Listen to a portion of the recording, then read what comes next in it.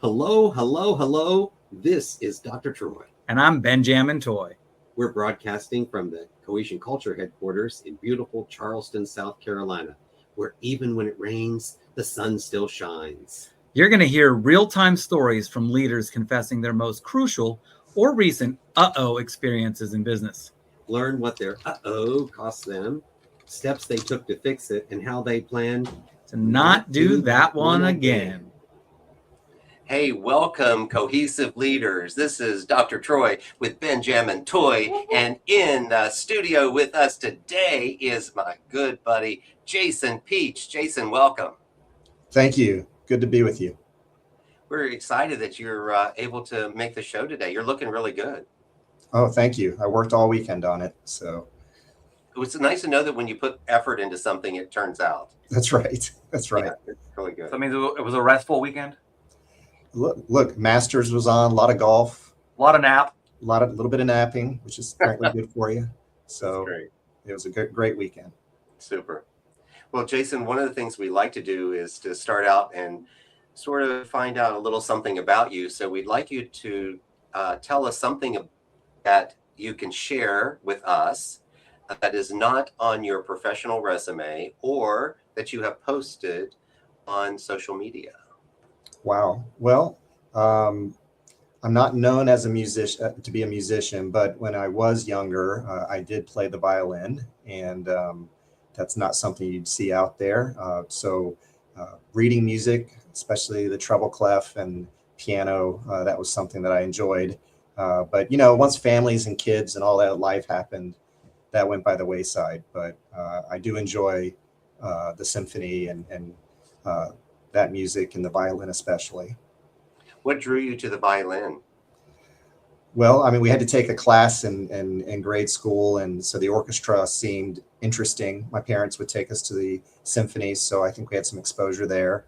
But I liked how all the instruments were so different, but then when they came together, that the sound was so beautiful. And not to be cheesy, but I think you can take it, it's symbolic of kind of what we're trying to do here as leaders and what we're doing together as teams. And so, and then you have a conductor up there keeping everybody together. So I think it's really symbolic of when we try to get work done as groups and have great outcomes. But anyway, that wasn't what attracted me to it in grade school. But as time's gone on, that's kind of what I've reflected on. And I think in a way, just seeing a group of people do something great together, and again, playing such very different instruments was pretty powerful. I started out playing the clarinet. That was the trombone. Clarinet. Yeah, the clarinet. That was because again, it was one of those programs through school where you could take do the instrument, and they offered a program for like 6 months or something where there was no fee for it, but it was from a very poor family. So when they had to start charging for you, then no more clarinet. Yeah, like anything, any hobby or something like that, sports or music, there's a cost eventually that has to be dealt with. So I can understand that. What about the recorder? Did you guys play the recorder? Remember that? Only in music class. Yep. Quickly. Yep. Yeah. It's amazing. A funny story. If you ever watch Jack Black playing, like, oh yes, crazy experience. He plays the plastic saxophone toy. Yeah, it's amazing. Incredible what you can do with things that are simple musicians. When they're in the right talented hands. Yeah, it's incredible. Yeah. Jason, we'd love to learn about you in a different way. Also, I want to know a little bit more identity. So what are some character traits or behaviors that you would either describe yourself as to having, or others would say, if you left the room, or even if you're in the room, or things you aspire to? So we want to talk about actual character traits, not any roles you play or hats you've worn. Like who is Jason as an identity? So, one of the things I lead with is a kind of a culture and a thought process around positivity. So the positive mindset. Sometimes I'll get teased about it, maybe a little Pollyanna at times. Maybe people sometimes want to hear you worry a little bit more. And I do carry a lot of worry. So I would even be called a worrier. But when I'm with a team or I'm kind of in the office, my worries can't be others' issues. So again, positivity, it's something that is directly in our value set that I put there years ago. And we talk about assuming positive intent when we're dealing with people and having conflict. So that word positive is just pervasive. And it's something I really just on the inside, I don't like to be down. I like to be up. I like to be happy. I want other people to be happy. So I think momentum builds momentum. So when you're positive, others can pick up that energy. And I will say when things get a little heavy in some meetings, I will crack a joke, or it could annoy people at times, but we're doing serious work, but we don't need to be over serious about it. We can be positive. And I think it will work better with that mindset anyway. So Sean Akers, I'm sure you've seen all of his studies, and there's really something to it. It's not just somebody who just wants to not think about the negative or not be too serious. I think there is a real positive benefit, and that's something I just, I'm not 100%. I mean, I'm human, but I do tend to be on the positive side. Okay, good. So that's one word. So what's another one? So agile, adaptable. I think, again, sometimes I try to avoid schizophrenia or the appearance of schizophrenia, but Good thing to hear. Thank you. Yes. But I recognize, if you're going one direction and then it's easy for me to shift and change my mind. So I don't get stuck in a spot. I've been known to be all in on one course, and you get new information, and I don't have a pain point. Like, I don't get married to the previous idea or the direction, even though I was all in. It's easy for me to just go, okay, well, here we have new context, new information. So that adaptability and agility is something that I think I carry around. And again, hopefully it doesn't come across too schizophrenic. The people can see there's a reason. There's a method to the reasoning of why we might shift or change. So. Awesome. Are there any that you aspire to be? So that's what you're known for. But what is something you try to do more of or change to, so folks can say, hey, I see him making some changes in this direction? Yeah, I think directness. So often not, and I'm saying I'm not often direct enough at times when I need to be direct. Part of it is I want the atmosphere to stay positive, or I feel like it could become negative. And again, it can actually be quite the opposite if you're not clear, if you're ambiguous, if you're not giving people enough feedback on where things are. But that's not been as easy for me at all times. And so I definitely, it's something throughout my career I've had to work on, and still have much work to do. That's just not ingrained in my personality. So Awesome. Being more direct would be good at times. Awesome. Well, I mean, on the idea of the positivity, positivity, having a positive attitude won't solve all your problems, but it'll annoy just enough people to make it worth the effort. That's right. Some people don't want to be up; they want to be down. They identify with that, and that's that pain body. If you've read Eckhart Tolle. And yeah, with the studies and stuff, and we've referenced it in our work that being positive is definitely a helpful thing, but also learning how to squash the ants, the automatic negative thoughts. Getting rid of those quicker has a good benefit to us as well. So when you have the thought, it's okay, but how do you not dwell on it? And sometimes that's being replaced with some positive thoughts and realize, hey, this isn't going to happen, and not be worried in the future. Yeah, removing one negative thought can actually improve your positive outlook more so than if you left it and tried to add another positive thought. So it really helps think of it for those individuals who may feel that, the positive thoughts are the Pollyanna. Think of it this way: you create positivity by removing the negative from it. So it really is another way to kind of give you a new perspective to it. I like that. So now that we know a little bit about those characteristics, what are the roles that you play? What are the hats that you wear? You can go through your career too, so it doesn't have to just be right now. Like what have you? Well, I'd say good news, bad news. I've been in the credit union business my entire career. So 30 years this year, celebrating having a paycheck from a credit union. It's always good to get a paycheck.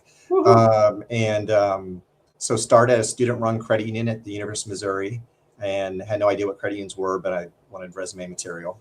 And immediately fell in love with it. I love banking. I love economics.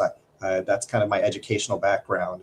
And then I got to find out you could do banking with a heart, right? That you could again, my background, my mom is a social worker. And so I come from a certain type of background, but at the same time, I'm very business oriented. My father was in insurance, and I found an industry I think that could bring kind of a heart and also the intellectual stimulation that I enjoyed. So immediately thought, wow, credit unions, this is really cool. Worked there for several years until I graduated. Then I moved to Atlanta and worked for a credit union. Today it's called Georgia United. It was called Georgia Federal back then. And I worked in the marketing department in business development for our select employee groups. And let me tell you, that's not the job I wanted. So, but I wanted to stay in credit unions, and I was just calling credit unions up as I was graduating and moving to Atlanta. And that's what was available. And so I committed.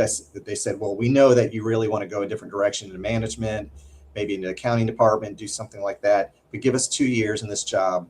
And then, the VP in that area said, then I'll support you, whatever you want to do. And so I gave it my best effort and learned a lot, signed people up in the third shift of carpet mills in Dalton, Georgia, and all sorts of spreading the gospel of the credit union to these select employee groups and into these different types of businesses. And found it was very rewarding.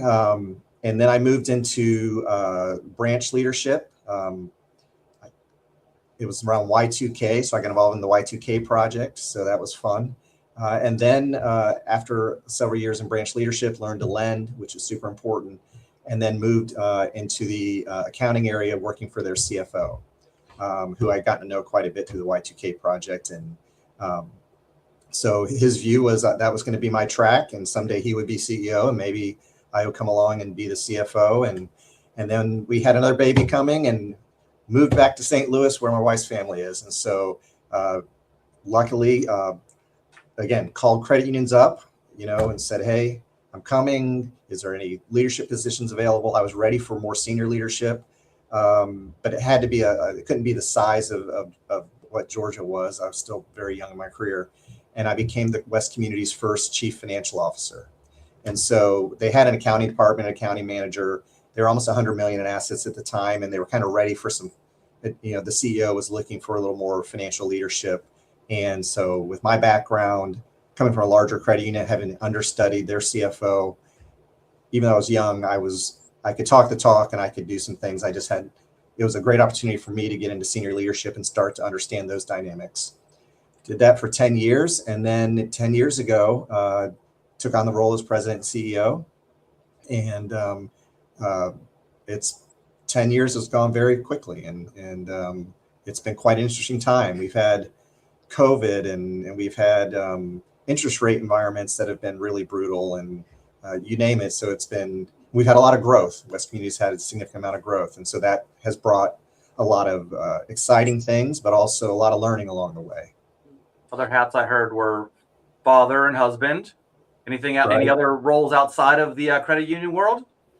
Well, I do work with some nonprofits and spend a lot of time with friends, do a lot of more golf now than I used to. We're empty nesters. That's kind of a thing. That's a category. And so time and money is a little more available. And so I enjoy getting outdoors and hanging with friends and hitting the golf ball around into the trees and the water and things like that. Jason, thank you for filling us in on the background, not only describing who you are or who you are as your identity, but also who you are as your role. So today, we're really excited about hearing the experience that you're going to share with our listeners. Just as a reminder, the folks who really benefit from this podcast are those emerging leaders who are looking inside their organization for their opportunity to advance or to just do their job even better than the way they're doing them today. These individuals, sometimes they don't feel that they're getting the type of training and development that they deserve, or they're being passed over for promotion. So they just really want to try to learn through the mistakes, the mishaps, the mayhem that sort of accompanies all of us in leadership. So what is the experience that you are planning to share with us today? Well, the one that is still very acute for me and present today happened a few years ago. my culture is very, aggressive growth, lending. We're a high loan to deposit credit union. We always have been, but just even push the envelope more there. Not from a risk perspective in terms of like buying subprime or going real deep that way, but in terms of really just pricing and going after growth and what kind of opportunities come from there. And so when you run high loan to share, there's certain types of risks that are present. And what my mistake was that I had built a lot of confidence after 10 years in the CFO role and then my first 5 years in the CEO role that I could stay redlined on this risk and still manage it and not go over the red line. And I'd been through the Great Recession in 2008, and we had been through a low interest rate environment for years. It had challenges, so I felt overly confident basically, and I didn't consider what even though I knew there could be things that are outside our control that could come our way, I really didn't consider any extreme circumstances. So as I thought about things that could go against us, I felt like there was enough room to pivot if we saw it, even if it was unexpected, and we could course correct and not have much of a pain point. And so basically we were going through a merger, core conversion. We had a lot going on. I got less engaged with our financials at a detailed level. And then I really didn't respect what would happen if the environment changed drastically. And so that is something today that it's not about predicting that the sky is going to fall, but if the sky did fall, what would happen? And my mistake was not thinking about that scenario. And when the Fed raised interest rates over 500 basis points in a year, which was historic, and liquidity dried out of the system, a lot of things happened on balance sheet that suddenly went from a healthy net capital ratio to one that was still healthy enough, but one that caused more concern for my board, for me, and created some stress and some pain that I wish, again, I had comprehended or thought about how to better prepare for that scenario. What do you think fueled your overconfidence? It shouldn't have fueled it, but there were a couple times where our growth rate got ahead of us, but yet an event then occurred that either we had an opportunity to do a sale leaseback that injected some capital when we really needed it, when we were really accelerating on growth back in like 2017, 18. We had a merger occur that had some healthy economics in a way that provided liquidity. So every time I sort of was outstripping our kind of getting to the end of where we needed to be from a growth perspective, something occurred that we could take advantage of and then kind of get off the red line and then go back to our playbook, which we were very proud of. So I think this time, however, the event was so extreme, there was no quick opportunity to really correct. It really was, okay, we're in it now. And it's going to take a couple of years, and here's what we're going to have to do. And I had lost some discipline around the expense management side of our business because we were so revenue growth focused. And that's a cultural thing, and that's not going to change. We're not going to retrench or become so expense oriented that we don't take risk and grow. I think that's again our fit. But I had lost some discipline on the expense side that again kept us closer to the red line. So when things moved against us, I couldn't quickly manage the other side of the P&L. So in addition to the expense or the loss of expense discipline, what other things did it cost you as far as within your team, anything personally? What were some other costs associated with that decision? So thankfully, it did not leak into my personal family life. I really can compartmentalize pretty well. My job was not at risk, but I felt a tension I had not felt before. And in terms of, is there some capital I've used up with my board that now, they had just seen win after win. And then now this was kind of a little new territory with me in this role and having this kind of financial constraint and kind of, I'm accountable to it. And so it was really important to me. I felt an extra stress that, hey, we're going to tell them, here's what we're going to do. And we have to deliver, because we can't take another drop ball. And so I think there was obviously additional stress within the team.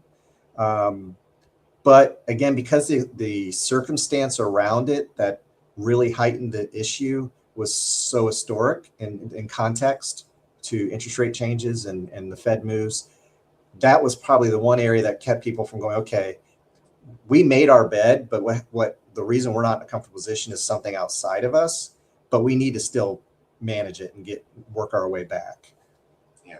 And so when this happened and your team may feel the stress, what actions did you take when you started to recognize what was happening?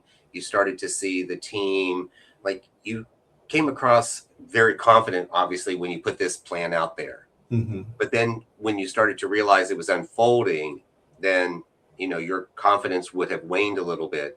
So talk to us a little bit about that and the dynamics with the individuals on the team.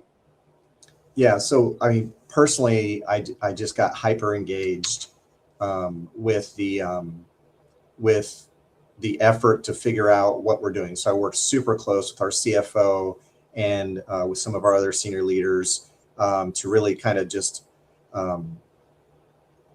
look at, no stone was left unturned, right? So what we did is we all understood the path, like where we needed to go. And the first thing we did is we said, let's set a high priority item that is not a 1-year goal, but a 3-year goal, but it's going to take some stretch. And then let's back into what's the gap between where we are now and where we're going to push to go. And how do we start, let's front load even our efforts. Let's try to do more now than even in year 3. So if we are having issues, we're not behind the 8 ball. And so we all agreed to a shared commitment, a shared goal. We tied ourselves compensation wise to it. We were all in it together. And then I, again, personally, I think the group could see that I was super connected and engaged day in and day out on this purpose. And so I didn't have 10 other things that I was talking about that were important. We got hyper focused on this one item, which I think was helpful to the group because they all knew what the marching orders were, what we were all contributing to. We had a way we could measure it. We could see it. It was integrated through our meeting systems. So I think, again, just getting all in on a shared effort and a real clear vision of where we want to go. So that was kind of helpful to the group. Is in the past, they kind of understand there was a generic vision of growth and where we want to be. But I got really specific about 2 of our metrics and where we need to be in 3 years. And also very open and clear that under today's operating structure, there's a gap. Like there's no forecast today if we don't do something different that shows that we can achieve that new goal and where we need to be. And so that's, I think the group was so focused on achievement and in doing this that I think I could carry the stress a little bit more behind the scenes as, sweating it, because it's not a quick turnaround. It's not a 1 month, 1 quarter turnaround. It took a couple of years. And Jason, because I know you a little bit through, just our interactions through conference that we went to, and then, just following you on social media, I know that for you took this very seriously. How did you how did you maneuver the buildup of your social capital? Because as well as I do, you have successes, you build social capital with your board. They're very confident. Then all of a sudden something like this happens and it can actually bankrupt the social capital. So how did you maneuver this so this wasn't a career-ending decision? First of all, communication. So with the board, I mean, it really communicate, and with our senior team in the organization. So we have quarterly all-togethers where I talked, we have talked to the entire organization. So every touch point, this became one of my 1 or 2 talking points about here's where we're going, here's why. I don't care what level of the organization you're in. Everybody needed to really understand what was happening and not just hear generic speak like, oh, why would a teller care about our, what ROA is, or what our capital ratio does for us, or why what's happening in the interest rate environment. So everybody was treated the same in terms of understanding what's happening, where we're going, and got regular updates.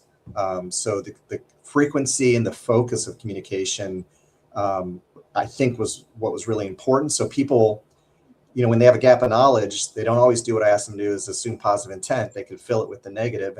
And so I didn't let anybody guess or have different thought. Like, I just communicated the message to every stakeholder and every individual, and we stayed on it.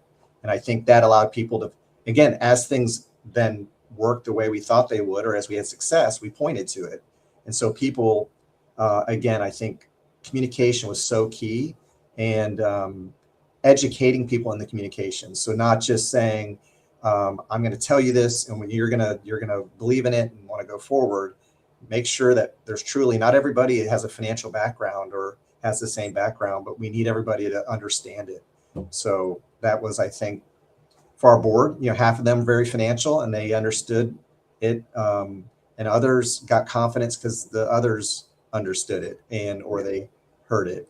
That was what was helpful. And I would say that your transparency and your humility played a large factor in how you address this through your communication. So good job for you. Would you say that your social capital increased throughout this? When you were able to look through the process and the communication, did they trust you more? And where they spent the money, they spent the time trusting you, did that help you lead better later? I think they've now seen an example of where the credit union is faced. And there's been other challenges that were, whether it's the recession or COVID, but this was another acute example of where we faced a real challenge, and we've worked through it together. We said, here's what we're going to do. We delivered on it. And then they've seen the results move in the forecasted direction. And so I do believe there's a lot of confidence that, and they know it's not if, it's when we're going to face the next external challenge. And it's going to happen. And again, I don't know how, but they also see that I've changed my tune in terms of I was more willing to run at a lower capital level because this is our members' money.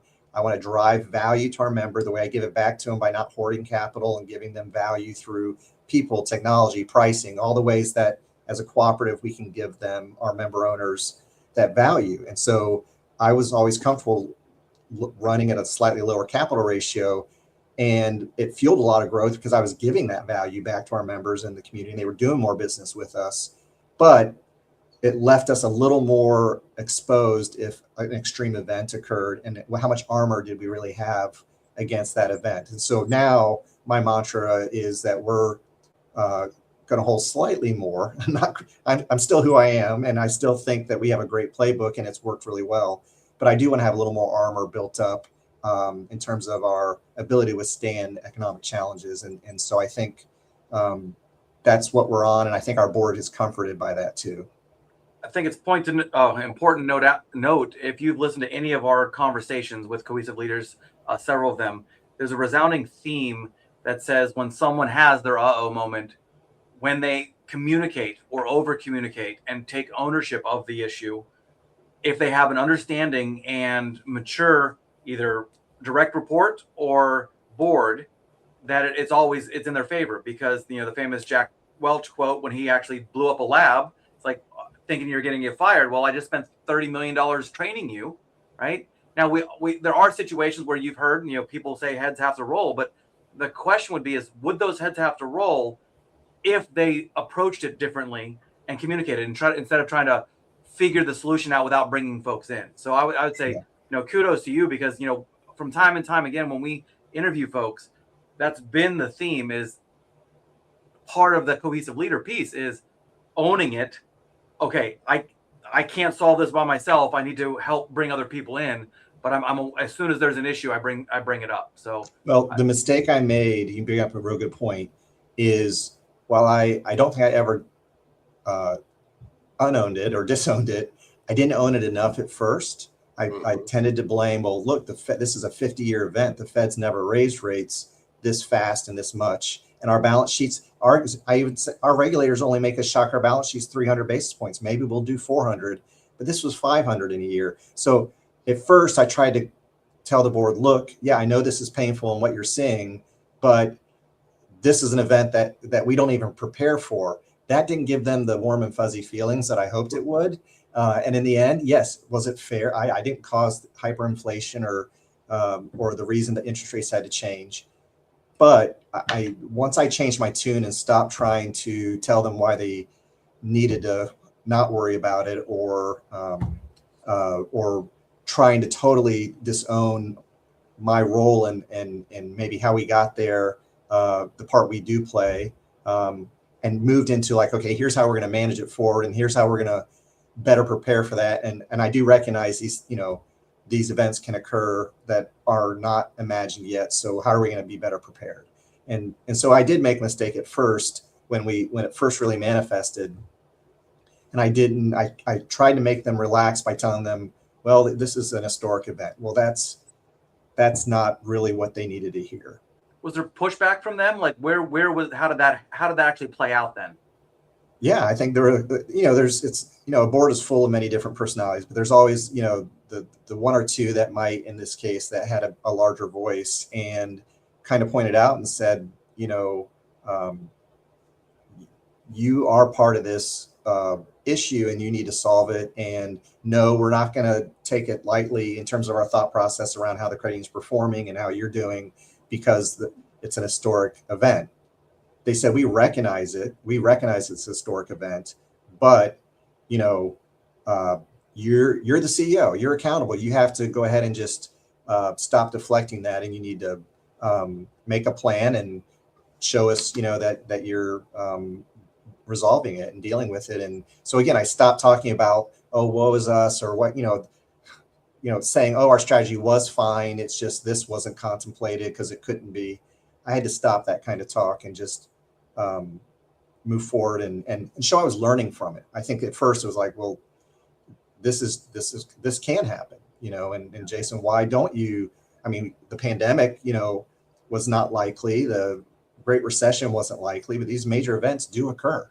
And that's why history is written, right? So you need to be better prepared and not act like they need to know that their CEO is ready for even the unknown and getting the organization ready for the unknown. And I wasn't communicating that accountability to it. So that was a big lesson learned for me. Yeah. And I think, coming from, my own background, in C-suite and those conversations with the board and so forth, it's like what trips you up is when you deflect, when you're not transparent, you don't own situations and understand that you can't plan for everything.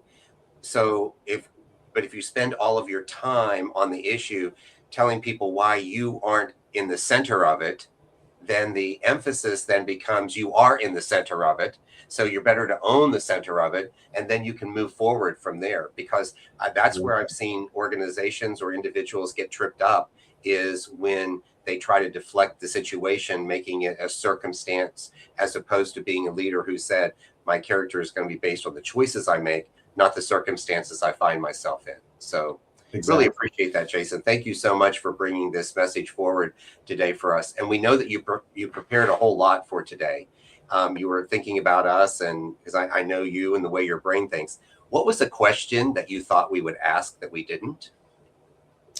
You did. Well, you asked me to run through my career highlights, which I didn't think we were going to go there, even though you wanted to know kind of how I got into the business and one of the questions. And so I liked the opportunity that you gave to do that, but I didn't think we were going there. But it is a big part of like who I am now, and a set of experiences that you build and carry with you, and it's constant learning. But I do cherish those early days of first getting into the credit union business, and it was so like the spirit of it and the heart of it. And then as you go along, you get to this point. I do find that it's you have to really work to keep the heart and the emotional side present, because the larger you get and the more business gets complicated, you get moved more into the operational and the business side. And I think what sets us apart is that we're cooperatives and we're truly serving a mission to members. but I find that, you got to really work to stay there. And you asking me to go through kind of my early career kind of reminded me of that.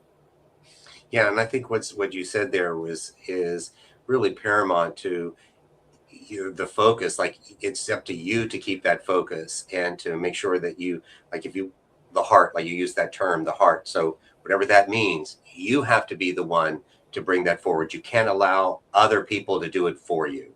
And I think that also goes back to the positive attitude that you talked about before, the optimism, and looking at it is that you're responsible for your own optimism. And I heard you say a little bit about liking to have people happy around you and so forth. And I do too, but I have this perspective that says that it's not my job to make people happy around me. It's my job to make sure that I'm not the reason they are unhappy. I like that a lot. Yes. And it puts the responsibility on to individuals because I can't control their circumstances. I can't control whether or not they had a flat tire and they're going to be all ticked off, or whether they had an argument with a significant family member before coming into work. But what I can do is make sure that my interactions with them are where those interactions need to be, to always put forward that type of relationship and environment. I agree. I had a leader tell me, at different points, my volume and what I bring to the table, building culture, talking to people about the vision has been stronger. And other times it's things get busy or we're in the middle of stuff and I'm less vocal. And I had a leader say, I've had folks tell me, you need to get more vocal. I said, well, we got all these leaders now. And, do they really want to hear me say this? And I said, yes, you need to. So sometimes I've doubted, or I wouldn't call it a mistake, but a kind of just an apprehension to say, aren't people just tired of hearing it? Or having the confidence to say no, that you can't say these things enough. And this is a big part of the role, regardless of size and how many other leaders are around. And so I've had to kind of pick my energy back up at times. It's hard to sustain over a long period of time. It is, but when you start building for the future, like the energy and the excitement that comes, like seeing your role specifically as the CEO of the organization is all about inspiration, motivation, vision, helping me understand, how am I a part of this? How is my work meaningful? How can I collaborate with you so that there is trust involved, but between the interactions that we have for what we get done, that becomes energy. So when you think about positiveness, isn't just your perspective, it's also the level of good energy that you bring, the good vibes that you also bring into it. And that's the one thing I've always recognized about you and in seeing you with the good vibes. You have great things to say for people and to say about people, and I really appreciate it. Thank you. Appreciate it. Yeah. Thanks for letting me come share a little bit today. You're welcome. Well, we're going to close out this podcast like we do all of our Cohesion Culture sessions, and that is with this mantra: you don't have to know everything. You just need to be teachable.